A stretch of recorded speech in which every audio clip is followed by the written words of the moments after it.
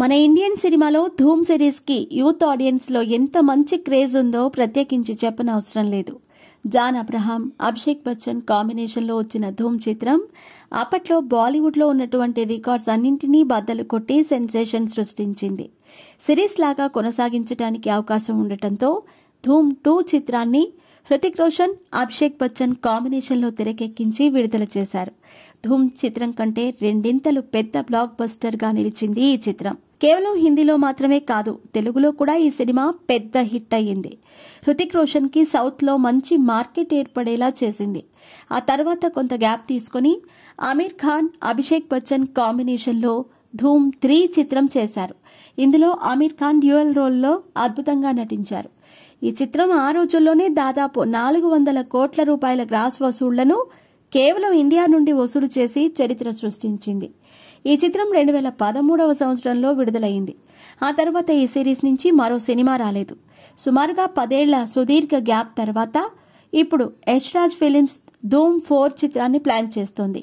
ఈ సినిమాలో మన టాలీవుడ్ నుండి పాన్ ఇండియన్ సూపర్ స్టార్స్ గా ఎదిగిన ప్రభాస్, రామ్ చరణ్ కలిసి నటించబోతున్నారనే టాక్.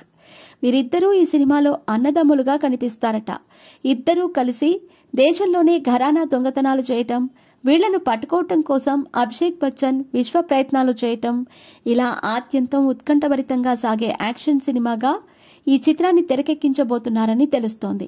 బ్రహ్మాస్త్ర చిత్రాన్ని తెరకెక్కించిన అయాన్ ముఖర్జీ ఈ చిత్రానికి దర్శకత్వం వహించబోతున్నట్టు టాక్ వినిపిస్తోంది.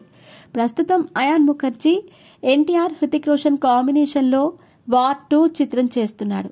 2019వ సంవత్సరంలో హృతిక్ రోషన్, టైగర్ ష్రాఫ్ కాంబినేషన్ లో వచ్చిన సెన్సేషనల్ హిట్ అయిన వార్ చిత్రానికి సీక్వెల్ గా ఈ సినిమా తెరకెక్కనుంది. ఈ చిత్రం పూర్తి అవగానే ధూమ్ 4 చిత్రాన్ని ప్రారంభించబోతున్నట్టు తెలుస్తోంది. ప్రభాస్, రామ్ చరణ్ నిజ జీవితంలో ఎంత స్నేహంగా ఉంటారో ప్రత్యేకంగా చెప్పనవసరం లేదు. ఒకరినొకరు రా అని పిలుచుకునేంత చనువుంది. ఇప్పుడు వీళ్ళిద్దరూ కలిస్తే సిల్వర్ స్క్రీన్ మీద కూడా కెమిస్ట్రీ చాలా సహజంగా ఉంటుందని, భారీ బ్లాక్ బస్టర్ అవుతుందని అంటున్నారు ఇరువురి హీరోల అభిమానులు. ఈ సినిమా ప్రారంభం అవటానికి మరో ఏడాది సమయం పట్టే అవకాశం అయితే ఉంది.